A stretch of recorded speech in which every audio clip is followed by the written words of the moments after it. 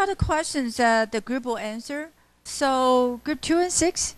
What Eliza have learned is obvious that we can see she must have learned some social skills like greeting and walking and dressing. And not to mention that her pronunciation was also improved. We can see some examples on page 62. And both Higgins and Pickering teaches her, and one focus on the language while others focus on some cultural background, like musical concert. And Eliza learned to speak well, and she can play the piano. At the end of Act 3, her beauty and manners stunned people in the party. She made a big progress and bring Higgins and Pickering a great success. And interesting plot reversals on page 67 to 70. We think that it is interesting to see the Oxford Hills were tricked by the new small talk, because it is not an appropriate way to speak like that. We can see that Clara says something about it. And another interesting reversal plot is about Mr. Pickering's attitude toward teaching Eliza, because he acted like a gentleman in the previous Act 1 and 2, but when it comes to about teaching Eliza, he becomes so excited like a mischievous kid.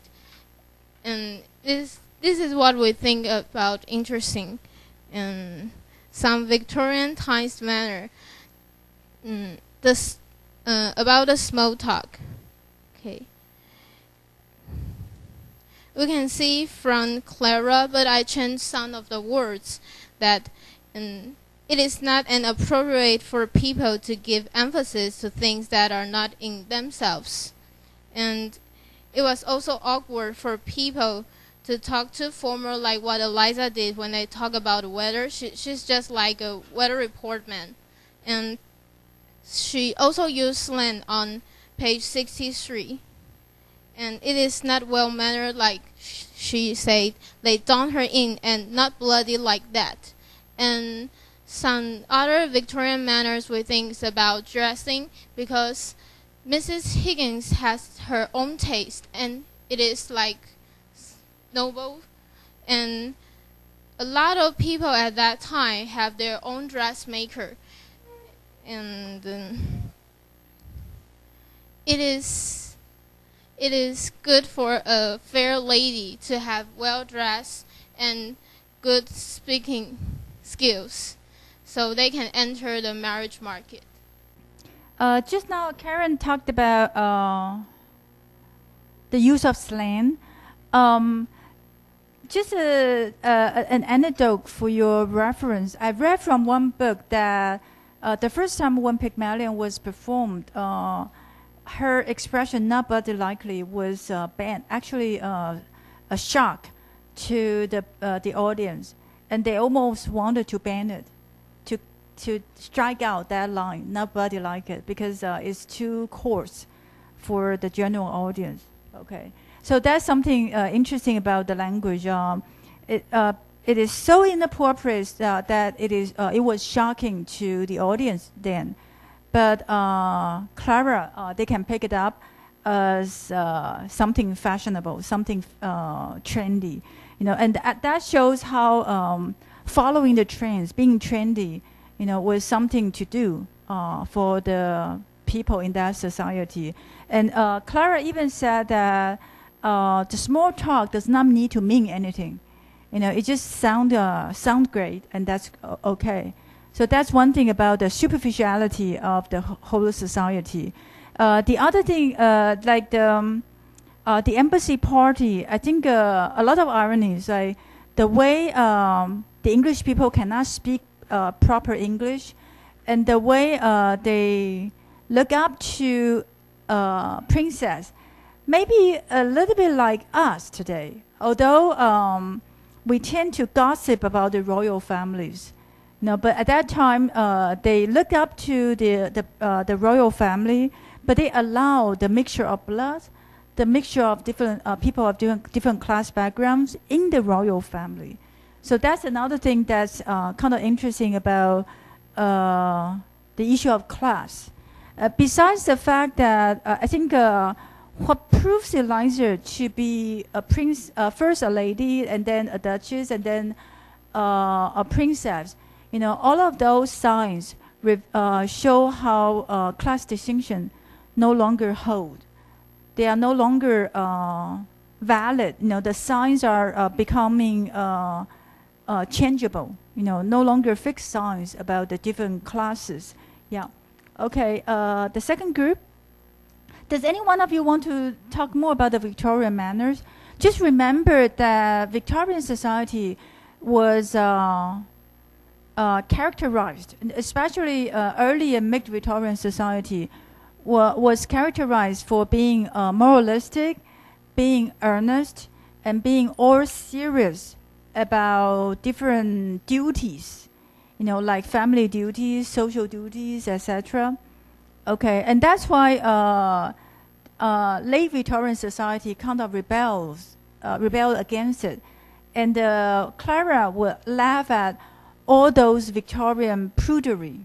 For her, it's all a laughing matter. It's not something serious.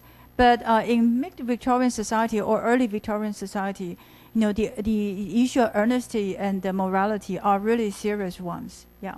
Okay. Yeah. Group 3 and 4. I think the scientific education here means that since Higgins and Pickering are really interested in phonetics, they're experts in phonetics, so their main purpose is to always find ways to improve and enhance their methods on phonetics. And here in this play we can see that they're using Eliza as sort of a tool, as a research subject. And the human concerns here is, for example, like what Mrs. Pierce and Mrs. Higgins are worried about. They are thinking that both Higgins and Pickering are just treating Eliza as a tool for their research. They're not treating her in a humane way. So and they're asking, I believe in the play. Yeah, in the play, Mrs. Higgins and Mrs. Pierce actually voiced their concern and asked Higgins what is to become of Eliza after all this is finished.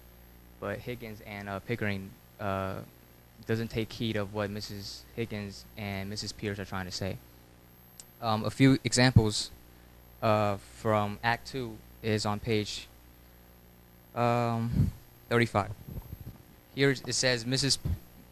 Pierce says, will you please keep to the point, Mr. Higgins? I want to know on what terms the girl is to be here. Is she to have any wages, and what is to become of her when you finish your teaching? You must look ahead a little. Then Higgins says at the bottom, well, when I've done with her, we can throw her back into the gutter, and then it will be her own business again. So that's all right. And then Eliza says, oh, you have no feeling heart in you. You don't care for nothing but yourself. And another example is in Act 3, on page 68. Here, at the bottom, Mrs. Higgins also voiced her concern. She says to both Higgins and Pickering that you certainly are a pretty pair of babies playing with your live doll. Here implying that Eliza is just like a doll, and Higgins and Pickering are just trying to use her for experimenting. And all this is proven right in Act 4 when Higgins and Eliza actually start quarreling. On page 82 in Act 4, Eliza, pulling herself together in desperation, she starts saying, what am I fit for? What have you left me fit for? Where am I to go? What am I to do? What's to become of me? from here we can have a sense that Eliza is actually worried about her future, what she's going to do now that the experimenting is all over. She feels that why Eliza is so pissed off in Act 4 is because she thinks that both Higgins and Pickering have ditched her. They have got what they wanted. Higgins had won his wage, and now that the experimenting is over, and Eliza is free to do whatever she wants, but she has no idea as to what her future holds. So that's why she's worried. And Higgins and Pickering,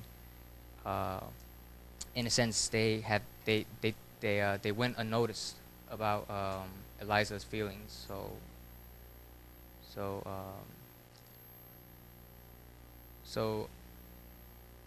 yeah, from Act 2 and Act 3 leads to the bickering and quarrel in Act 4. Okay, thank you.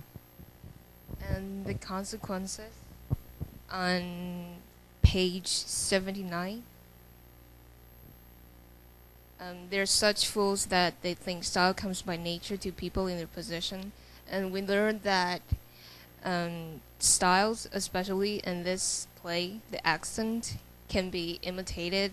And Eliza successfully fooled those who think she was a loyal member is one of the consequences. And on page 81, she said thank you to Higgins, even though he was, furious, because she actually becomes more polite, when compared to Eliza in the past, and because the manners has become, kind of natural for her now. Yeah, that's all we have. So, could you elaborate a little bit more? What do you think? Why do you think this is a consequence?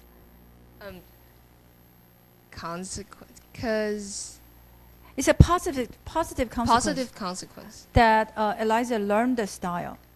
Learn how to be like a lady.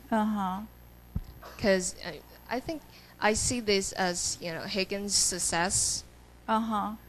Okay, so in other words, I think the two of you talk about two sides of the results, right? One is that some of the worries are proven right, but on the other hand, they are still successful because Eliza has learned the manners, right?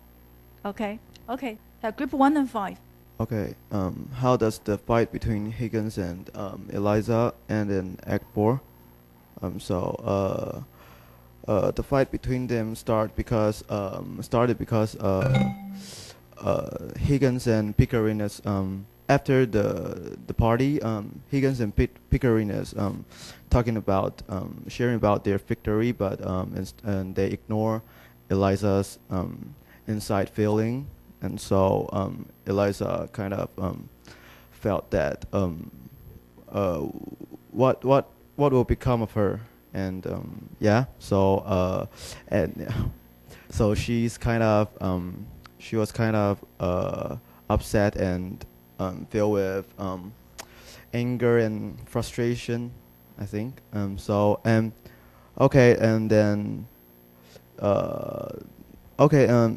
page 84, the bottom page 84, they fight, and Eliza kind of wanted to set a boundary between her and Higgins, because I don't know. She want to kind of fight back from Higgins. So she said that she didn't want the ring that Higgins bought for her. So and Higgins kind of get really angry. So Higgins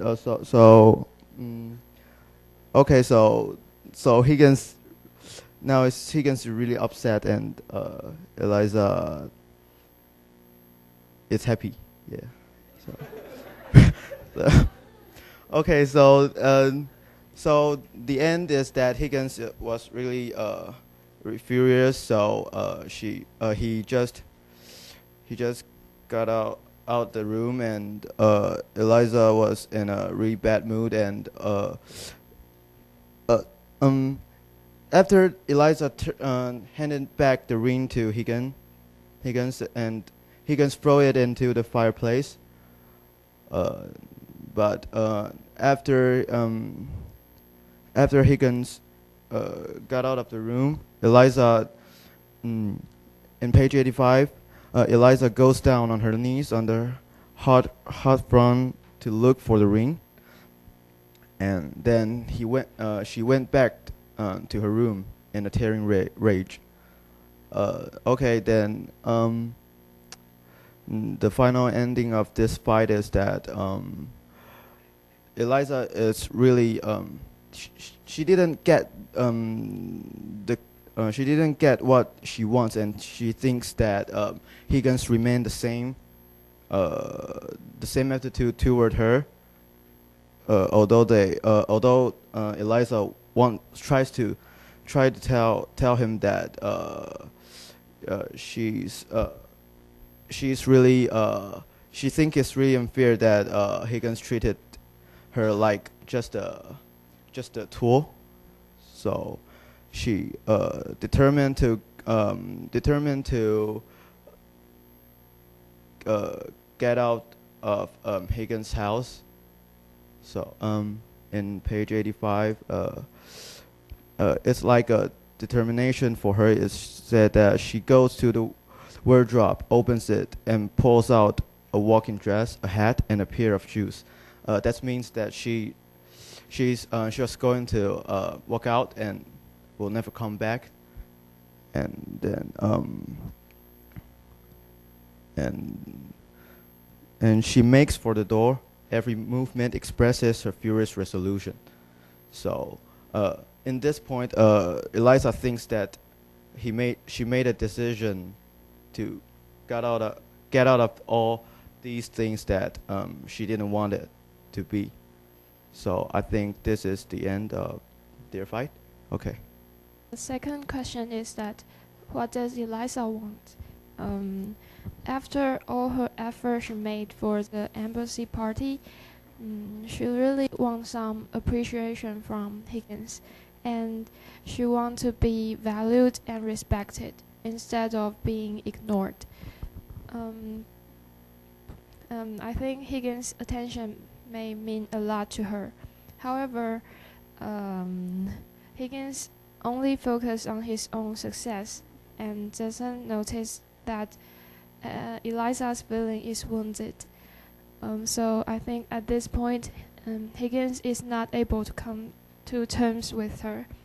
And the next question, what do they each care about?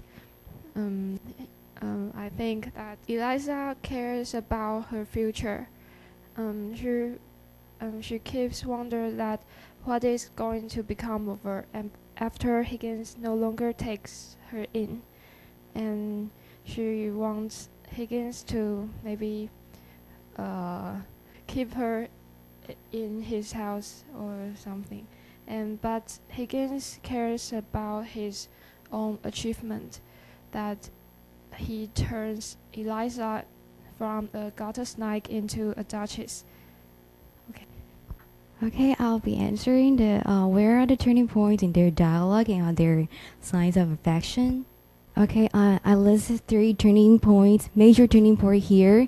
As you can see, the first one is in Act 4, page 80, and their slippers is in deep connection with the turning point, because at this moment, Elizabeth slings those slippers to Higgins, and at this time, Higgins' mood changed from relieved to shocked, and Eliza chooses to stand up for herself. It's not, she's not the same gutter snipe, and Higgins not the whole world to Eliza that he used to be.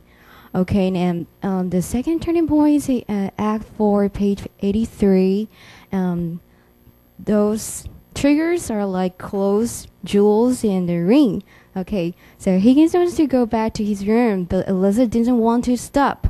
Okay, I think she brought the argument to another climax, and the relationship between the two are different than before, and they're never gonna be the same. And the fight leads to Eliza's resolution to leave the house or leave Mrs. Higgins, but that's for the time, from the time being, temporary, I think. The Act 5, and there's another turning point I choose for Act 5, pages from 88 and 89. And Mrs. Higgins is kind of related to the turning point. Okay, so the Parliament said Mr. Henry is in a state that shows that when Mr. Henry found out Eliza is not here anymore, she gets so anxious and nervous. Okay, and so that's why he said, I can't find anything. I don't know what appointment I have got. So from the implication of in his words, I can see he's nervous and anxious, and everything is under his control before, but not this time. Okay, I believe there are signs of affection. Yes. Okay. But I want to ask you, do you think that Mrs. Higgins is a male chauvinist, or because the way he acts out, he shows his love is totally different from Freddie, and I think maybe it's because his personality is kind of male chauvinist, and so affects his way to show his care or love, and and also Mrs. Higgins. I think the interaction between Mrs. Higgins and Mr. Higgins, also the fact the way Mrs. Higgins shows his love or his care to Eliza. Okay, and here are a few examples, but sorry, all the examples are from Act 5 because I think they are more obvious. Okay, and the first one is Higgins, if you found Eliza, the line he said to Mr. Doolittle. Okay, the moment he saw him, the first thing he asked him is, have you found Eliza? He's very worried about her.